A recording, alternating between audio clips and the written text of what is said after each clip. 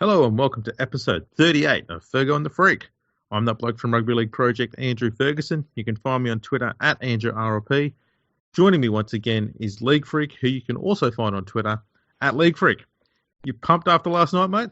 I'm very pumped. It's really good to have secured the State of Origin victory again this year between the evening up the series in the men's State of Origin and the women winning the State of Origin. All Queensland can do is tie up the four-game series, and that means that New South Wales retains the Origin Shield. So congratulations to everybody involved.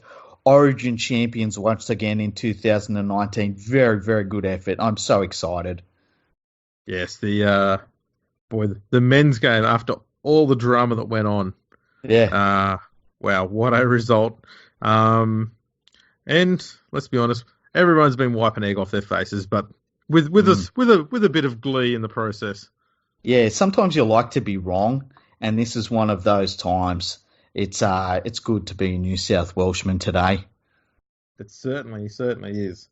So New South Wales got up with a resounding win. 38 points to 6 in front of 59,721 people at Optus Stadium in Perth. The biggest crowd that has ever been in that stadium belongs to Rugby League, the greatest game of all.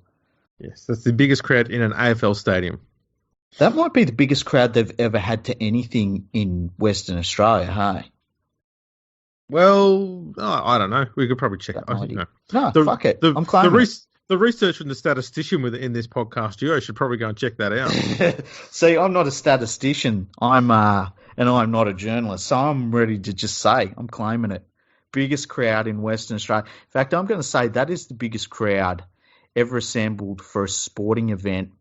Anything west of probably, west of Dubbo. Yeah, let's go with that. Beautiful. Congratulations. That's almost hard to argue with. Yeah, I know. See, there you go. I'm just going to check that out right now. Okay, you check it out. I want to talk about how good Tommy Trbojevic was last night. 3 tries, a lot of questions about him playing in the centres. And the thing that was so magnificent about his game was the first try was just all effort. He went up, beautiful try over the top of Ponga. I thought that kick was a little bit too deep because it looked like Ponga was going to catch it in goal. But Tommy Turbo, which I've always got to call him Tommy Turbo, he went up high, beautiful try. And the thing was, he was always looking for work. And it's crazy because you look at him and he's not built like the sort of player that does what he does. He's not built huge. He's a thin sort of athlete. But, man, he got through a lot of work last night. 3 tries. That hasn't happened very often in State of Origin at all. And what a terrific effort. One of the weird things, though, was that his brother actually got the Man of the Match award. And I actually, if you go to leaguefreak.com today, I've got an article where it lines up their statistics from the game side by side. And there was nothing that statistically his brother did that really stood out compared to what Tommy did. But they gave Jake the Man of the Match award. Jake played good. He played really well. He had a good game, but I thought 3 tries and the way that he scored them, it wasn't like they just come out to him in the game. It was as much he went looking for the ball, and I thought he was the Man of the Match pretty comfortably as well. Yeah, Tom was he was very good. I was a little bit concerned about how he'd handle the role at centre there, but he looked right at home. I can't say the same for Whiten. So I thought Whiten played pretty well. I thought Whiten went looking for the ball. He went looking for the ball, but I don't think he looked as comfortable in the role as Tom did, which I thought was a bit odd given that Whiten had played in the centres a bit before, probably more so than Tom has. Yeah. But Tom just looked right at home there. See, coming into game 1, I wanted Jack Whiten in the centres. And when I watched him last night, I was like, well, that's the performance I wanted out of him in game 1 from the centre. And he was in a terrible situation in game 1 coming off the bench. But I was really so happy with both of them, the way they both played. It was great. Yeah, there wasn't much to be critical of in that performance from New South Wales. No. Um, Daniel Saifidi, there were question marks over whether he'd be able to fill the huge shoes left by Clemmer, and we found out last night that he couldn't. Yeah. But it didn't really matter given that New South Wales, the rest of the pack just stood up though. They were fantastic. The bench was good. Obviously, Wade Graham, when he came into the game, was absolutely fantastic. I gave him an 8 out of 10 last night. Coming off the bench, Nathan Cleary got a bit of an ankle injury, and he just stepped straight into that 5/8 role. James Maloney took over more of the game playmaking duties, and it just worked. And I tell you what, going into Game 3, there's a lot of talk that Cleary won't be healthy for Game 3, unfortunately. I could see them going in with Maloney and Graham in the halves. It just worked so seamlessly. Yeah, look, I don't know. I think it would definitely work, but I reckon they might lean towards, given that Maloney had such a good game. Don't say his name. No, God, I was going to say Townsend. Oh yeah, I'd have been. Given Townsend has he's worked with Maloney before for a few years, won a premiership with him. Yeah, and both of them know Wade Graham very well. Yep. So that would be good with either of them out on the left hand side there. How fascinating would it be to talk to Ben Darwin about the cohesion between how it would work with Townsend and Maloney and Graham? If you put Graham, say you put Graham on in the back row, I wonder how that would work. I bet it's ridiculously high for cohesion, and it's something that most people won't even be thinking of. That's the thing. I think because I actually think that if Wade Graham's form continues the way it is, he's going to be moved into the starting side. I think Saifidi will be dropped, and I think we'll end up with, because I think Jake Trbojevic started in the front row in Origin 2. I wouldn't be surprised if Vaughan replaces Saifidi in the starting lineup. I'm pretty sure I heard that Clemmer might be back for Game 3 somewhere, that he's a quick healer and he might be back for Game 3. I'm pretty sure I heard that in the last 48 hours. If he's not, I think Vaughan back to starting prop, Saifidi out, and Finnegan will go back to the bench, Frizzell back to lock, and Wade Graham in the back row. Can we just say, for this game, Brad Fittler coached the shit out of it. He coached the shit out of it. Queensland never got into it, and I think they got caught they got caught trying to be a little bit grubby and trying to play like an old school hard game of footy. But by the time that they realised that they were out of the match, it was way too far gone for them to get back into it by playing footy. I also think Queensland got stuck, and we see this every so often in Origin games because everyone's so good. New South Wales never let them get field position. They never let them get out of their own half. They didn't make any mistakes. They didn't give away too many. And sometimes in these Origin games, you see it where it's not like Queensland played terribly. They just never were able to get into the game. And we've seen that happen to New South Wales. There's been games where Queensland, it's just like they never let us in the game. And this was one of those matches. There wasn't really too many players in the Queensland team that you could say had a shocking game or a terrible game or anything like that. It was just they weren't allowed into the match by New South Wales. And I also have a feeling that the style of play that Queensland plays isn't really well suited to wet weather football, and I feel like it is a little bit for New South Wales. And when you get that wet weather football where all of a sudden it's all about that middle third of the field, that's really where New South Wales has quite an advantage, I feel, especially in their forward pack over Queensland. And I think that hurt the Queenslanders going into that game. When it started pouring rain, they really couldn't open up and really start asking questions with players like Ponga and Michael Morgan. Players like that were kind of neutralised, even Ben Hunt to a certain extent, because of the rain. Yeah, I think Queensland went into it with a intention of trying to rip New South Wales apart through the middle. Yeah. And they had two problems with their lineup once the rain started to fall, and that was Dylan Napper, who was largely ineffective for the game, and Moses Mbai on the bench, who was brought in way too late. Yeah. And even if he had been brought in earlier, wasn't going to be able to do much given that ball movement was a bit restrictive by the Queensland play. That's a position they could have had another forward there for to try and help with their game plan of punching through the guts of the Blues team. Yeah. Given what they plan to play, and I'm sure they knew what the weather was going to be before they named the team. You know, they can usually get weather reports that are reasonably good for up to a few days anyway. And you know, it is winter. It does rain a bit more in winter. Yeah. You'd think that there was a little bit of a conflicting selection there. But in saying that, New South Wales picked a team that was designed to play a little bit wider of the ruck. So yeah. But we did see during the week on Twitter that New South Wales were preparing for some wet weather because they were using balls that had been dipped in soapy water. Yeah, and it's funny because I think all of us took the piss out of it. Yep, I did.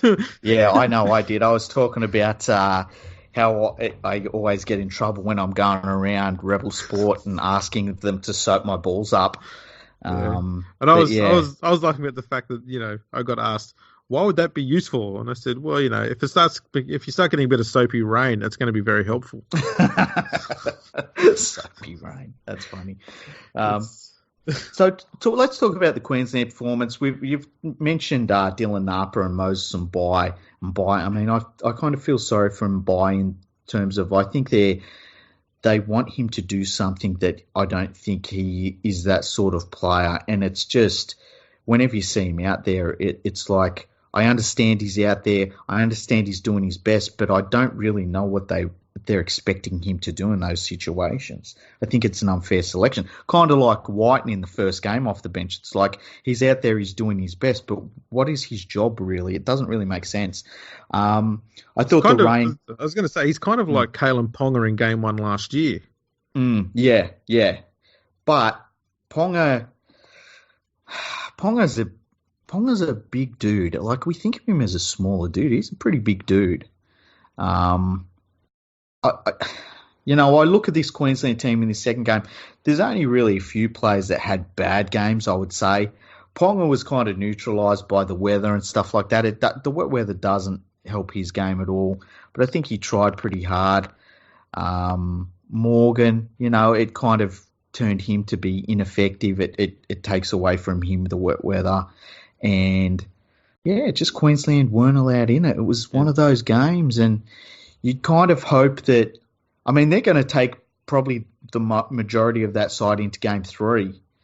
And if I was New South Wales, I mean, there's going to be a forced change with Nathan Cleary, it looks like, because of his injury, but I don't change a thing. I don't bring anyone in. I don't change a single thing if I can help it. No, I wouldn't be changing too much in there. I'm not just... I was hoping Saifiti would prove me wrong, and I'm just not convinced that he did. Mm-hmm. And I don't know if Clemmer comes back, then he'll be a straight swap, obviously. But otherwise, I'm not too sure what they do there. Mm-hmm. I'd only be changing, in account for injuries and stuff there. Queensland, they're a bit hamstrung by what's available to them, I guess, to pick. But they've tried to put essentially. They got two extra halves in the lineup. Morgan at centre and Ben Hunt at hooker. But it works when it's dry weather footy and you've got Morgan out there in the centres asking questions. It works. But when it's wet weather football and you kind of need the sort of athlete that most centres are, bigger person, somebody that's almost like a very wide running back rower. Not quite as wide as Gareth Ellis, who used to run, in the concession stand. But you want someone out there that's got a little bit of footwork, that's a big body and stuff. And I feel as though the wet weather really hurt Michael Morgan last night. Yeah, but, it's a winter game, so you need to be picking teams based on the weather, I guess. I think I probably would have preferred to see a genuine centre there. Mm-hmm. Mm-hmm. Maybe Morgan at fullback. I don't know if that's any better. He's been playing there a Yeah. few times for the Cowboys, but then you've got to put Ponga somewhere. But I think Ponga would be better off the bench than in by. 100%. But the thing is, as a New South Welshman, I think, damn, I hate it when Ponga gets the ball. It's kind of likewise. like when what's his name, Tedesco gets the ball for New South Wales. It's like, everyone is on high alert. And I like that from Ponga. I was not sure what he was going to be as a player this time last year. I didn't know whether he was going to be a 5'8". I didn't know if he was going to be one of those like a Craig Wing type where it's like his role is so good off the bench. Now I feel like he's definitely a fullback. 100% a fullback now. So, yeah, I'm pretty happy with him at fullback. And Morgan, yeah, I'm happy with him in the centres. I really do. I wonder what the weather's going to be in. If it's going to be piss and rain in Sydney, I could see making a change with Morgan, maybe even bringing him off the bench instead of Mbai and taking Mbai out the side completely. But then who would you name in the centres for Queensland?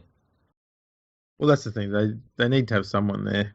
The other thing you could do, you could put, and this is a bit of a weird one, but you could put Morgan in at 5'8" and Munster in at centre. I'd be more comfortable with that. Munster, I think, could handle pretty much anything you asked him to do. I rate him so highly. And I think he'd do the job for you in the centres. Yeah.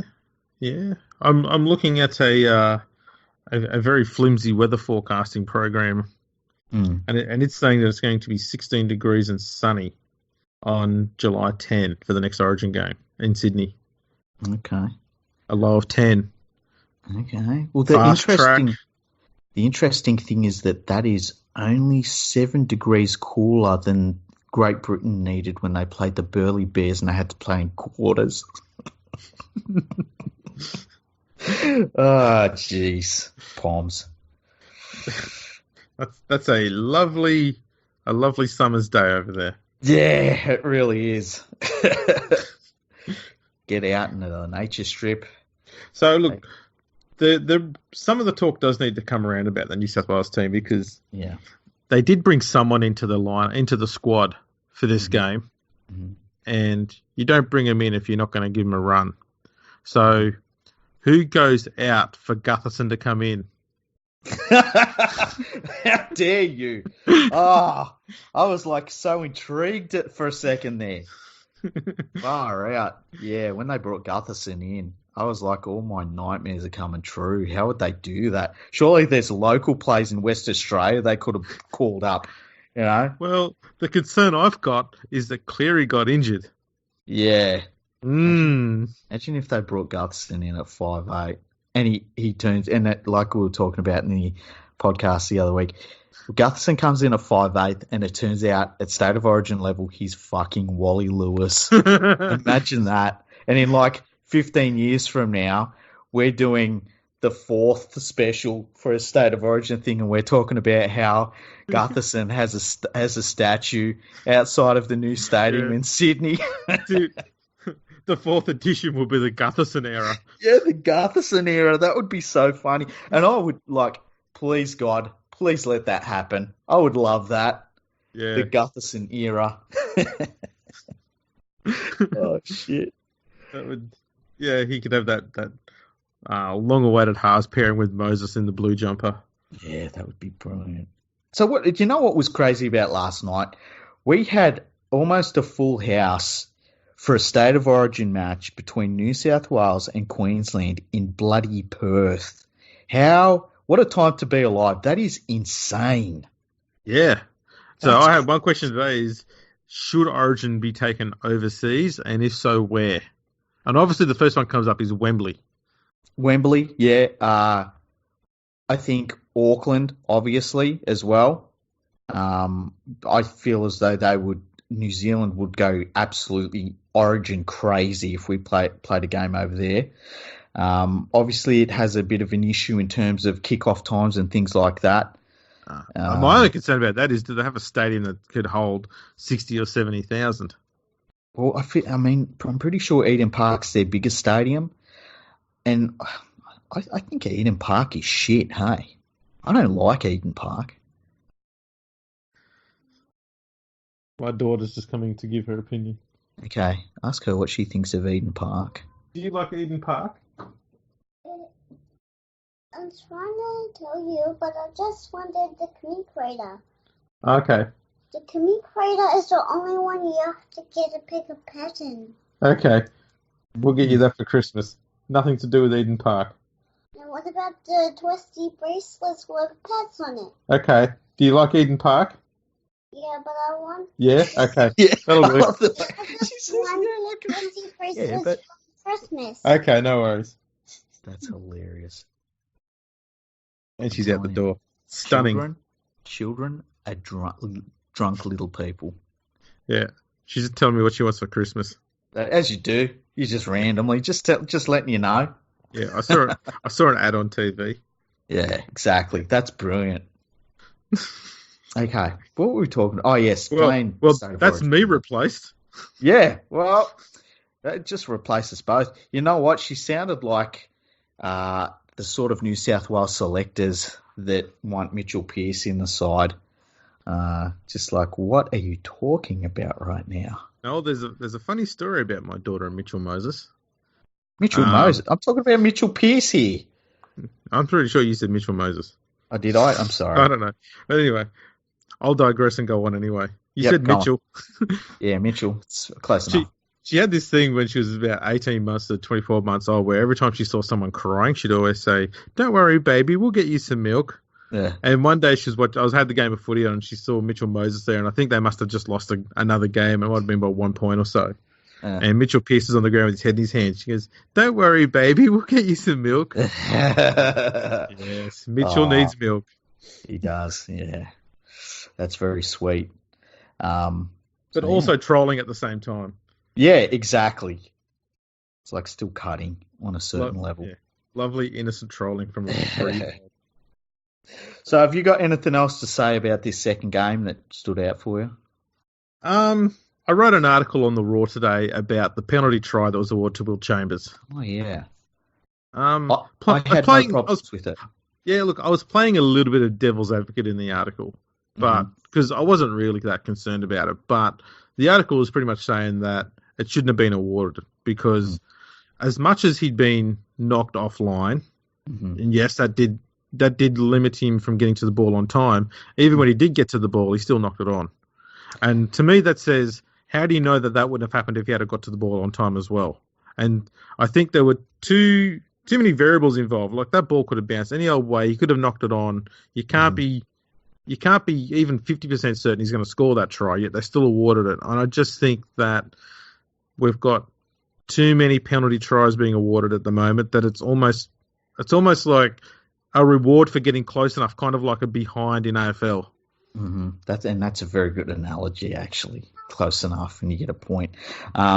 See, I like the extra penalty tries that we've got happening in the game. I think that for too long they weren't being awarded. I like that the referees are like, nah, that's a penalty try. I thought the one last night was fair enough as well. But I would say that the one last night was at the very edge of should this be a penalty try or not. I think anything further from could he have scored in terms of the question, like, oh, I don't know. I think anything more than that is not a penalty try. But I think that last night he would have got there pretty comfortably had the player not interfered with him. And the thing for me was that he was knocked so far off of his natural running line in that instance that I think he would have got there very, very comfortably. And I had no problems with the penalty try last night, I got to say. Yeah, I don't know. I just put it up there for discussion. Because the thing about it is I would have argued that a penalty and having White bin for 10 minutes is probably more advantageous to Queensland than getting a penalty try. Because 4 minutes later, New South Wales scored. So it completely nullified the penalty try anyway. See, I would always say whenever points are put on the board, I just think that that's such a massive penalty. Yeah, And that's a fair argument too. Yeah. I just think that, getting 10 minutes of opportunity to score points against a side that's down one man, Yeah. you could actually, you could score more than one try in that period and limit your team to none. True. So there's arguments either way on it. As I said, I just got to say, my dog has sat down right near the microphone and is licking his foot. And it's like an afternoon over at Corey Norman's house, the sound he's making. It's just, can you stop, please? He's not listening to me. So if you hear a weird noise in the background, that's all it is. Yeah. I'm sorry, Andrew. I was going to say it was either your dog as a thinly veiled excuse to cover up for it's probably Cinnamon there. Cinnamon. God bless Cinnamon. Anybody, if you're listening to this, you got to listen to our live show last night because I was constantly every about 2.5 minutes saying things where you could hear Andrew just go quiet and just be like, "Oh man, what is this?" Yeah, I was dropping bombs last night. It was a good one. Yeah, I was just hanging on for the ride. Yeah, that's what she said. So, shout outs. I want to give a shout out to the starting block. I love the starting block. Drop the K at the end. Drop the K at the end. Go on Twitter, drop the K at the end. Gave my apology last night to the starting block. I want to give a big shout out to Mystic. Mystic is one of my favourite people ever. Great at bringing together a group of people to kill a bunch of aliens. Mystic is great. And I hope you're having an awesome day today. I hope it's going great for you, Mystic. And yeah, the only other thing I would say is jump on leaguefreak.com. I've put up the State of Origin player ratings, which is always a big talking point. Talked a little bit about Israel Folau's GoFundMe going. And then, there'll be some good content going up over the next few days. And have you got any shout-outs and promotions and stuff to do? Oh, not really promotion. We've got Rugby League Project merchandise over at Mare Inc. So get on over there. There's hit me up on Twitter if you want a link to that. But yeah, go to the Mare Inc. Website there. You can see all the merch there, t-shirts and stuff. Grab yourself something there. Check us out on the Patreon. Yeah, patreon.com/RL Project. All that money helps us to keep adding in information, much like the 6 international games that have been played this year have all been put into the database today, so you can get in and check those out. And it's my understanding that the information of those 6 games can be found nowhere else in the entire world except on rugbyleagueproject.org. Correct. Not even the RLIF, the international body for rugby league, has these games in their database yet. I don't know why, but there you go. Unbelievable. It's the place to go. So if anyone from the RLF is listening and they want to get that stuff updated, call me. Yeah. You'd be such a valuable asset to the RLIF. And not only the RLIF, the NRL Museum. They should pay you whatever you want. I'm just saying that out. Like, I haven't got a dog in this fight, but they should just say to you, Andrew Ferguson, here is the pay packet. Here is where we will give you a house to live in. They should just roll out the red carpet because you would turn that place into exactly what rugby league needs. So anybody listening from the NRL, get in touch with Andrew and make him an offer he just cannot refuse. Well, they could just relocate the museum down here. But other people may not get to see it, but I'll be fine. Yeah, I'll be right at home in it. Look, if you've got any questions, ideas for future episodes, I've already had one cracking idea that was sent to us recently, which we'll be doing an episode on shortly. Send them into podcast at leaguefreak.com email address. Send us anything you like on there. We'll check that out. Or you can hit us up on our Twitter at FergoFreakPod. Mm-hmm. Also good to follow that account because we do live shows. And so when we got one going, you'll get a notification that we're live in your Twitter feed and you'll be able to go check us out on there. Yeah, and that's the way to and the live shows, they're a lot of fun. they're very, very loose, and we have so much fun doing them. So we're doing another live show in the hour lead up to Origin 3 as well. So you really should follow that Fergo Freak Pod account on Twitter, because it just automatically comes up and you don't have to download anything. You just press play and you've got the live stream straight away through your Twitter account. It doesn't take you to a different app or anything. It's just straight on your Twitter. So that's what you need to do. So get following that. And just to allay any fears, you will not see either of our heads on there. So you can actually eat dinner while listening to it. Exactly. Although I'm speaking for myself there. I mean, you are a gorgeous human, so maybe people are missing out a bit there. Well, thank you. Speaking of eating Twitter, just want to give a shout out to Cinnamon. Yes. How are you, Cinnamon? God bless Cinnamon. Yeah. I don't like her much, but we discussed this last night. Yeah, there's a big talking point. Still is. Yes, we might have a poll. We'll do a poll on Cinnamon. Yeah. This is not getting any better. Sorry, this isn't the live show. I'm sorry. Right, so yes, let's have a quick look at Origin 3 then before we round up. Do you think we're going to win the series, New South Wales? Yes. Yes, I do. I think they've got the momentum. I think they've settled their side a little more. I think they just have a better record at ANZ Stadium overall. And I'm confident. I'm really confident, and that scares me. It scares me, Andrew. I think they will too.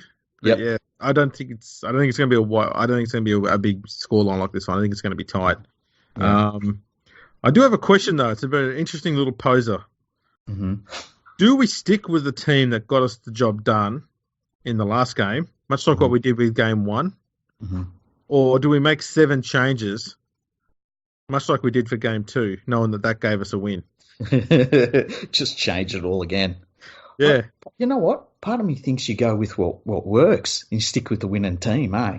But they did that for Game 1. They stuck with mostly who was in there from Game 3 last year, and it didn't work. And then they made changes and it did work. So do we make changes because it worked, or do we stick with the team that did work?